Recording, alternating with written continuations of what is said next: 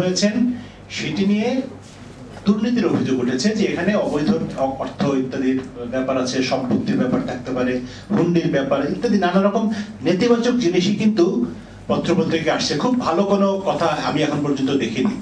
এবং এটি নিয়ে সঙ্গত কারণে আমাদের সাংবাদিক বন্ধুরা প্রশ্ন করেছেন, যেই দলের সংসদ সদস্য সেই দলের শীর্ষ নেতৃবৃন্দের কাছে প্রশ্ন করেছেন। তারা বলেছেন, আপনারা ভারতের সংবাদ মাধ্যম নিয়ে, সংবাদ মাধ্যমের রেফারেন্স দিয়ে কথা বলেন কেন? আপনারা এতদিন কি করলেন? উনি যদি দুর্নীতিবাজ হতেন আপনারা কেন রিপোর্ট করলেন না? এখন ভারত বলছে বলে আপনারা বলছেন, আপনারা এটা কি ধরনের সাংবাদিকতা করেন? তো আমার মনে হলো যে, একটু আগে মঞ্জুর ভাই বলছিলেন যে একজন সাংবাদিক একজন সামান্য ইউনিয়ন পরিষদের চেয়ারম্যানের বিরুদ্ধে যদি লেখেন বা একটা রিপোর্ট করেন টেলিভিশনে, তার হাত পা ভেঙে নদীর পাড়ে ফেলে দেওয়া হয়, কোনো কোনো ক্ষেত্রে খুঁজেও পাওয়া যায় না তাকে। সেখানে একজন প্রভাবশালী এমপি, এবং যার পক্ষে সরকার এখনো বলছেন যে তিনি এতই জনপ্রিয় ছিলেন যে তাকে বারবার মনোনয়ন দেওয়া হয়েছে, তিনি 3বার সংসদ সদস্য হয়েছেন, তার বিরুদ্ধে লিখবে, তার দুর্নীতির বিরুদ্ধে লিখবে বা তার সম্পর্কে খারাপ কথা লিখবে, এত বড় সাহস কোন সংবাদপত্রের সাংবাদিকের আছে বাংলাদেশে? তো ব্যাপারটা হচ্ছে এই যে, এখন এরকম একটা নৃশংস ঘটনা, নিশ্চয়ই সেটি একটি নেতিবাচক ঘটনা, খুব খারাপ ঘটনা, নিন্দনীয় ঘটনা, অপমানজনক ঘটনা, কষ্টকর ঘটনা, এরকম একটা দুঃখজনক ঘটনা ঘটার পরে আমরা বুঝতে পারছি যে এই লোক মনে হয় দুর্নীতিবাজ ছিল, এবং তাকে এরকম প্রশ্রয় দেওয়াটা সরকারের ঠিক হয় নাই। ঠিক হয় নাই বলেই কিন্তু তারা এই কথাগুলো বলছেন। মঞ্জিল ভাই যে কথা দিয়ে শেষ করছেন সেখান থেকে আবার একটু আমি বলি যে, দুর্নীতি কিন্তু আপনার আমার পক্ষে করা সম্ভব না। যেখানে ক্ষমতা নেই সেখানে দুর্নীতিও নেই। একটা মজার ব্যাপার দেখেন যে, বাংলাদেশে ক্ষমতা বদলের সঙ্গে সঙ্গে দুর্নীতিবাজদের তালিকা বদল হয়ে যায়। এখন যাদের বিরুদ্ধে দুর্নীতির মামলা হচ্ছে, কোনো কারণে যদি কালকে বা কোনো একদিন রাঙা শুক্রবারে বাংলাদেশের সরকারের পরিবর্তন হয়, ক্ষমতার পরিবর্তন হয়, তখন দেখবেন সঙ্গে সঙ্গে দুর্নীতির তালিকা আবার পরিবর্তন হয়ে গেছে। এখন যাদেরকে দুর্নীতিবাজ হিসেবে চিহ্নিত করা হচ্ছে, তখন তারা হবে সবচেয়ে ফেরেশতা, মানে তাদের চেয়ে ভালো মানুষ বাংলাদেশের ইতিহাসে কোনোদিন ছিল না। এবং এখন যারা নিজেদেরকে ফেরেশতা হিসেবে সবার সামনে উপস্থাপন করছেন, তারা হয়ে যাবেন তখন শীর্ষ দুর্নীতিবাজ। তো আমার মনে হয় যে, বাংলাদেশের এই যে একটা রাজনৈতিক সংস্কৃতি, এবং রাজনৈতিক সংস্কৃতির সঙ্গে সঙ্গে দুর্নীতির সংস্কৃতি পরিবর্তিত হয়, এই জায়গাটায় একটা পরিবর্তন হওয়া দরকার। এটি পরিবর্তন না হলে আসল দুর্নীতিবাজদেরকে আমরা কখনোই চিনতেও পারবো না, ধরতেও পারবো না। আমি গণমাধ্যমে কাজ করি, গণমাধ্যম সম্পর্কে একটু কথা বলা দরকার। মঞ্জিল ভাই বলেছেন যে গণমাধ্যম অনেক গুরুত্বপূর্ণ ভূমিকা রাখে, আমিও স্বীকার করি রাখে, আমরা সবাই চেষ্টা করছি। কিন্তু গণমাধ্যমও তো একটা জায়গায় বন্দী। কোথায় বন্দী? সেটা হচ্ছে, আপনি যদি গণমাধ্যমের দিকে তাকান, এখানে আমার সামনে সব গণমাধ্যমের প্রতিনিধি ভাইয়েরা, বন্ধুরা আছেন, আমরা কার হয়ে কথা বলছি? গণমাধ্যমের মালিক কারা? গণমাধ্যমের বিজ্ঞাপন দিয়ে গণমাধ্যমকে বাঁচিয়ে রাখছেন কারা? তাদের অর্থের উৎস কি? সেই প্রশ্ন কি আমরা কোনোদিন করতে পারি? আমরা ক্ষুদ্র চাকরি করি, ফলে আমি আমার চাকরি বাঁচানো নিয়ে ব্যস্ত থাকি, বা এমন একটা কোনো কথা বলতে চাই না যেই কথা বললে পরে আমার চাকরির উপরে হুমকি চলে আসবে, বা আমার প্রতিষ্ঠানের উপরে হুমকি চলে আসবে, অথবা আমার প্রতিষ্ঠান বন্ধ হয়ে যাওয়ার মতো সরকারি বা নানা রকম আইনি কাঠামো তো আছেই।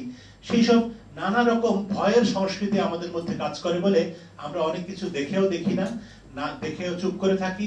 আবার ভাবি যে, আচ্ছা, ওই প্রতিষ্ঠানের বিরুদ্ধে একটা দুর্নীতির অভিযোগ পাওয়া গেছে, এটি তো নিউজ করলে বোধহয় আমি এখান থেকে বছরে এত টাকার বিজ্ঞাপন পাই, বিজ্ঞাপনটা বন্ধ হয়ে যাবে, ফলে এই এতগুলি লোকের পেটে লাথি দেওয়ার কি দরকার, সো আমরা চেপে গেলাম। এটি হচ্ছে এক ধরনের সমস্যা। আরেক ধরনের সমস্যা হচ্ছে যে, হ্যাঁ, কোন কোন পত্রিকা খুব সাহস করে, বা কোন কোন টেলিভিশন মনে হয় আপাত দৃষ্টিতে যে বিরাট সাহস করে একটা বিরাট প্রভাবশালী ব্যক্তির বিরুদ্ধে একটা সংবাদ প্রচার করে দিল। পরে যখন আমি ব্যক্তিগত কৌতূহল বা আগ্রহের কারণে একটু খোঁজ নেই যে ঘটনা কি, এই লোক তো, মানে এই পত্রিকা বা এই টেলিভিশন তো কোনোদিন কারোর বিরুদ্ধে কোনো খারাপ নিউজ করে না, এই লোকের বিরুদ্ধে কেন করলো? তখন দেখি যে এর সঙ্গে একটা ব্যক্তিগত বা ক্ষমতার দ্বন্দ্ব, বা কোথাও একটা স্বার্থের ঘাটতি হয়েছে, বা কোনো একটা সংকট হয়েছে। আচ্ছা, ঠিক আছে, আজকে আমার মঞ্জিল মোর্শেদের সঙ্গে সমস্যা হলো, আমি আমার ক্ষমতা ব্যবহার করে মঞ্জিল মোর্শেদের বিরুদ্ধে বিরাট একটা নিউজ করে দিলাম যে মঞ্জিল মোর্শেদ বিরাট দুর্নীতিবাজ। এটিও যে গণমাধ্যমের খুব মহৎ উদ্দেশ্য তা কিন্তু না। এটিও গণমাধ্যম, আমি একটা কথা বলি বিভিন্ন জায়গায়, সেটি হচ্ছে গণমাধ্যমকে আজকাল ব্যবহার করা হয় দুই ভাবে। একটা হচ্ছে ঢাল, আর একটা হচ্ছে তলোয়ার। মানে গণমাধ্যমের মালিক আরেকজনের আক্রমণ থেকে রক্ষা করার জন্য তার গণমাধ্যমকে, এই যে একটা মাইক্রোফোন বা এখানে আছে, ঢাল হিসেবে ব্যবহার করবে যাতে তাকে কেউ আক্রমণ করতে না পারে। আর প্রতিপক্ষের উপরে আক্রমণ করার জন্য গণমাধ্যমকে তলোয়ার হিসেবে ব্যবহার করে। কিন্তু গণমাধ্যম তো আসলে ঢাল তলোয়ারের কাজ করার কথা ছিল না গণমাধ্যমের। এটি কথা ছিল দেশের মানুষের কথা বলবে, বঞ্চিত মানুষের কথা বলবে, অধিকার হারা মানুষের কথা বলবে। আমরা মানবাধিকার নিয়ে কথা বলছি, যেখানে মানবাধিকার লঙ্ঘিত হচ্ছে সেই কথা বলবে।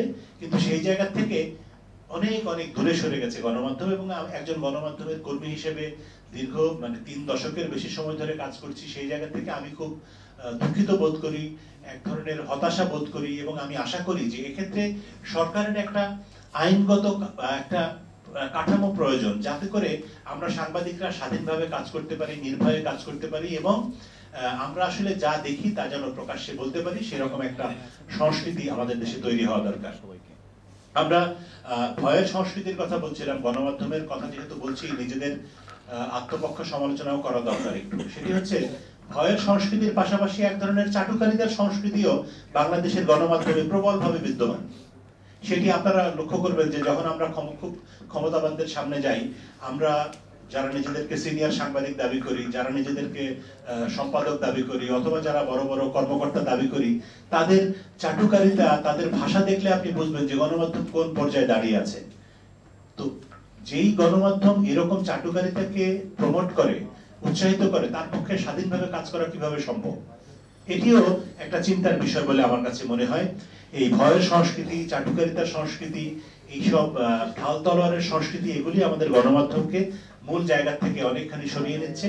এবং যা দুর্নীতি বিষয়ে কথা বলতে এসেছিল, দুর্নীতিকে যেভাবে আমাদেরকে ফোকাস করা দরকার, সেই ফোকাসগুলি আমরা সঠিকভাবে করতে পারছি বলে মনে হয় না। জিরো টলারেন্সের কথা বলা হয়েছে। জিরো মানে আমি জানি শূন্য, বাংলা জিরো বাংলা অর্থ হচ্ছে শূন্য। মানে যেখানে 100টা অপরাধ ঘটবে, একটা অপরাধকেও আমি ছাড় দিব না, তাই তো? জিরো টলারেন্স মানে হচ্ছে কোনো ছাড় দেওয়া হবে না। আমি তো বাংলাদেশের কোনো ক্ষেত্রে আজকে পর্যন্ত দেখি নাই যেখানে জিরো টলারেন্স বলে কিছু আছে। হ্যাঁ আছে, 100টা অপরাধ ঘটেছে, আমি হয়তো 10টা ছাড় দিলাম বা 90টাই ছাড় দিলাম, তার মানে তো জিরো টলারেন্স হলো না। আপনি যদি একটাও ছাড় দেন, তার মানে হচ্ছে জিরো টলারেন্স নেই। জিরো টলারেন্স সেদিনই বাংলাদেশে হবে যেদিন সকল অপরাধের বিচার হবে, সকল দুর্নীতিবাজকে চিহ্নিত করা হবে। এই দুর্নীতিবাজ আমার দলের, এই দুর্নীতিবাজ অমুক দলের, এই দুর্নীতিবাজ অমুক পক্ষের, এই দুর্নীতিবাজ তমুক পক্ষের, এইসব বিবেচনা যখন থাকবে না, তখনই আমরা বলতে পারবো যে দুর্নীতির ক্ষেত্রে বাংলাদেশ জিরো টলারেন্স দেখাচ্ছে। এখন পর্যন্ত সেই রকম জিরো টলারেন্স, দুর্নীতি হোক, সন্ত্রাস হোক, কোনো ক্ষেত্রেই আমরা দেখছি না। আমি অন্তত দেখছি না। আমার কাছে মনে হয় যে সবকিছুর ভিতরেই এক ধরনের পক্ষপাত রয়েছে, এবং এক ধরনের আমার তোমার ব্যাপার আছে। আমার হলে ভালো, তোমার হলে ভালো না। এবং আমি তুমি আবার ক্ষমতার সঙ্গে সঙ্গে, সময়ের সঙ্গে সঙ্গে পরিবর্তন হয়ে যায়। আজকের আমি আর গতকালকের আমি এক না। সো এই সকল বিষয়গুলো বিবেচনায় রেখে আমাদেরকে দুর্নীতি নিয়ে কাজ করতে হবে। আমি আসলে জানি না আমি এতক্ষণ ধরে কি বলেছি। আমার কথা মনোযোগ দিয়ে শুনবার জন্য আপনাদের সবাইকে ধন্যবাদ জানাচ্ছি। সবাই ভালো থাকুন।